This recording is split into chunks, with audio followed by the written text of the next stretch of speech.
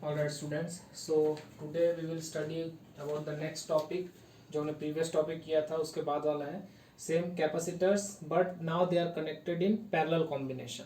Okay, see this is the setup. This is capacitor 1 C1.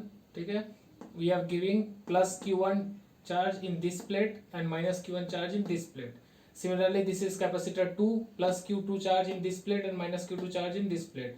Capacitor 3 written as C3 plus Q3 charge in this plate and minus Q3 charge in second plate. Okay, they are connected in parallel combination and this is your voltage source. Right, now see, all the capacitors will have same potential difference. This PD is potential difference, but different charges which are given by, see, in parallel combination we have already studied that जो voltage होता है वो आपका सब में same होता है.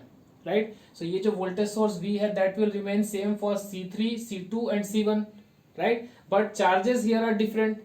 और चार्जेस कैसे निकालेंगे? We know that Q is directly proportional to V होता है. Right, so Q is equal to CV where C is your capacitance.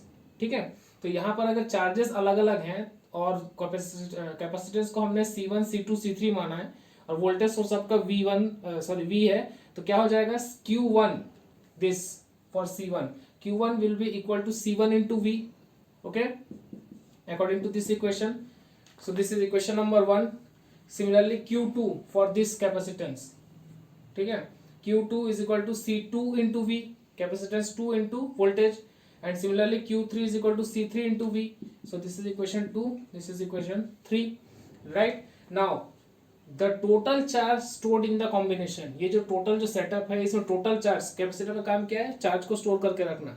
तो ये जो पूरा सेटअप है इसमें हम टोटल चार्ज कितना स्टोर होगा कैपेसिटर्स के कॉम्बिनेशन में, that will be obviously given by Q is equal to Q1 plus Q2 plus Q3.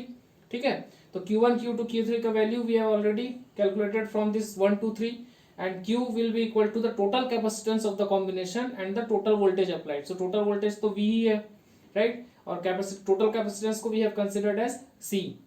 So CV is equal to Q1 equal to C1V, Q2 is equal to C2V plus Q3 is equal to C3 into V. Obviously V will get cancelled because वो common है.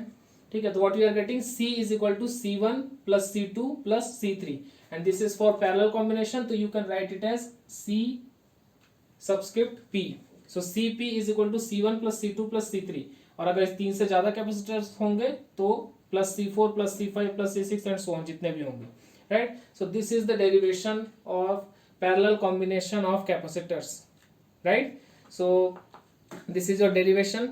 And one more thing, channel में कुछ technical glitch की वजह से upload के notifications नहीं आ रहे हैं सब्सक्राइबर्स को. ठीक है, या स्टूडेंट्स को, जिनको भी बोल लो, तो आप थोड़े थोड़े दिन के बाद या डेली चाहें तो एक बार चैनल को विजिट कर लीजिए ताकि जो न्यू अपलोड्स होंगे वो आपको पता चलते रहें. ठीक है, and we will meet in the next video. Thank you.